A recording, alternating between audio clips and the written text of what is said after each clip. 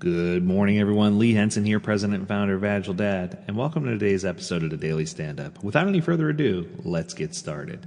Speaking of getting started, this week we are covering the Executive Agility Playbook, and we're so excited. I want to remind you that if you are not listening to these episodes in order, this is one of those weeks where I strongly encourage you to go back and listen to the first couple before you listen to this episode, because I think that it's going to give you the framework and the tools necessary in order for you to enhance your understanding of this piece.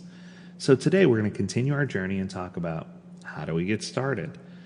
You know, this question is likely the most commonly asked question that we receive.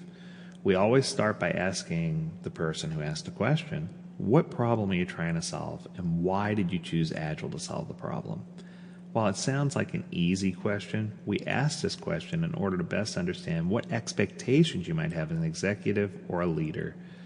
You know, we often hear, I read the book by Dr. Jeff Sutherland and I want to get twice the work in half the time, or I want a 1,500% increase in productivity, or I want my teams to do, this or that, or, and there's a level of excitement and enthusiasm which we love.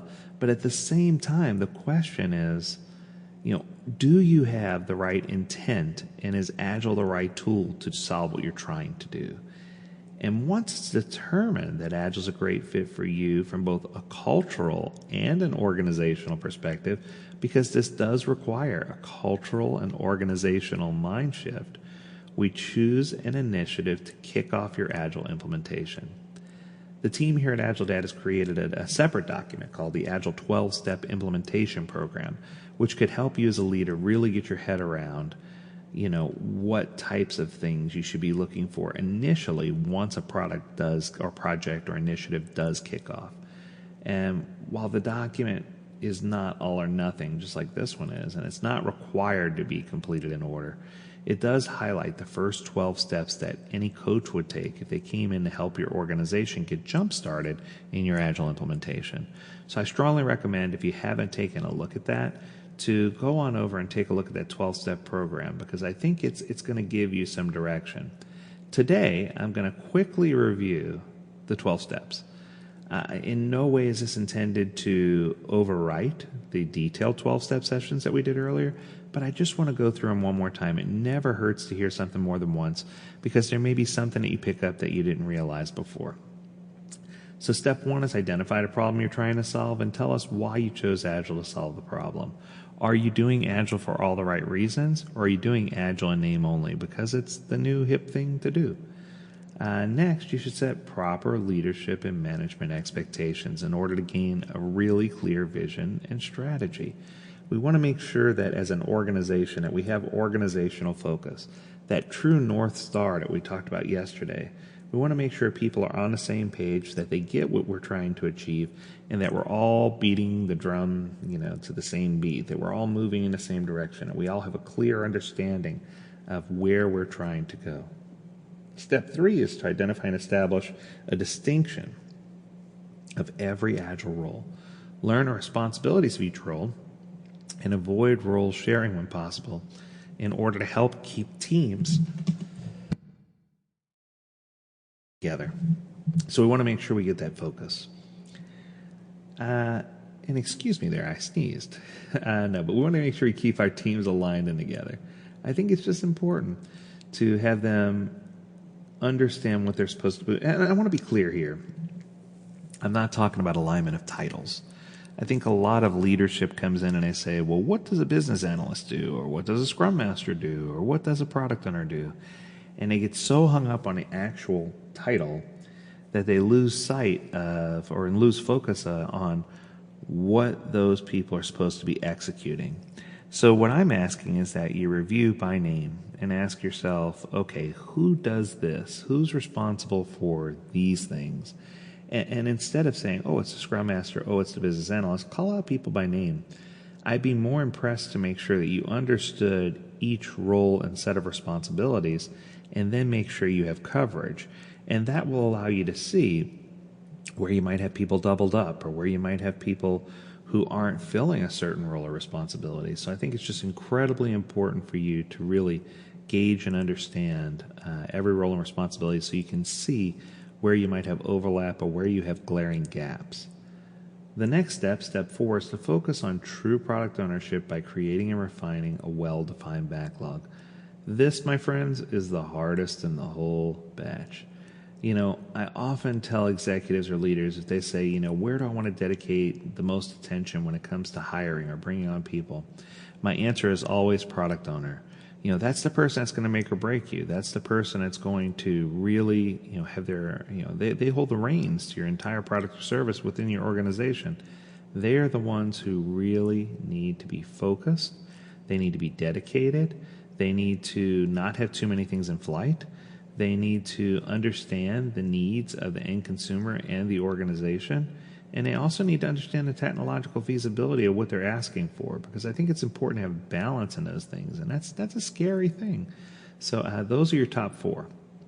Going on to step 5, holding proper Agile meetings with the correct purpose, attendees, and agenda. I can't tell you how many times in my career I've said, no agenda, no meeting.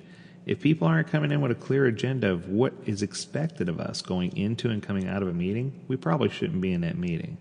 Also, we should identify ahead of time what the purpose of the meeting is and who the attendees should be. Make sure we try hard to limit the scope of the meeting in such a way that it cuts down on the number of attendees and that we can leave with an actionable item, an actionable result. I've been in so many meetings to discuss something before another meeting, and it was just so frustrating. There's so many organizations. What I can tell you is meetings become the endless money pit. People just constantly throw money at meetings, and it's frustrating. It really is bad.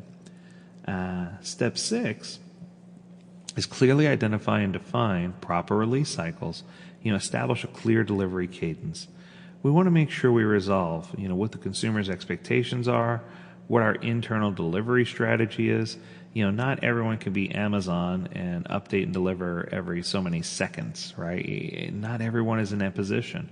I imagine if a cruise line tried to do the same thing with their target consumer being much older, could you imagine how big of a nightmare that would be if they updated every few seconds, and did dramatic changes? It could cause great grief. So you really need to understand who your target audience is, and you really need to understand what an established, well-defined delivery cadence is. Coming in step 7, speaking of that end persona, you need to take time to measure end consumer satisfaction.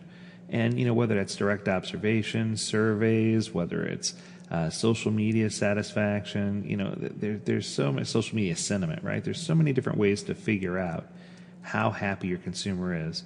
You need to make sure you've clearly identified the correct persona and that you are tracking success and that you are tracking what they're concerned about. And you want to make sure that, everyone is on the same page and that they understand who our target persona is and what direction we're taking it. Number 8, enhance programming or build practices. So if you're not building software, it's build practices. If you're doing programming, it's technical practices. But we need to focus on delivering outcome with as little output as possible. And remember that less is more. We need to focus on what we're trying to build and why. Step 9 is enhance testing or inspection practices. If you're doing technology, testing is it. If you're not doing technology, it's inspection.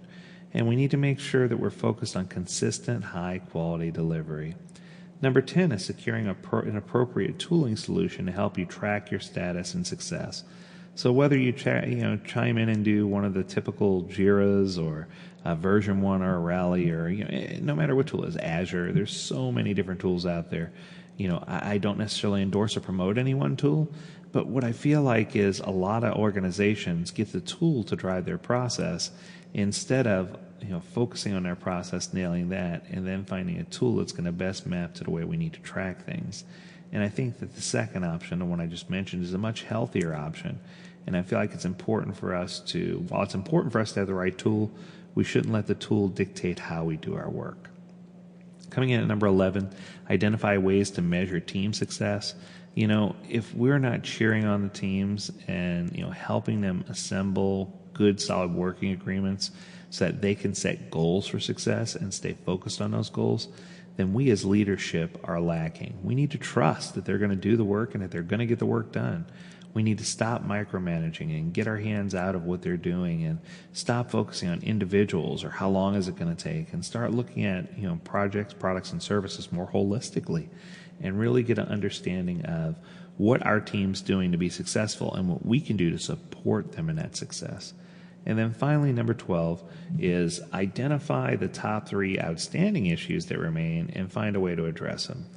I think that if we understand what still exists, what outstanding debt do we have, what can we do to help improve our ability to progress in a product or service? Are we doing both innovation work as well as stability?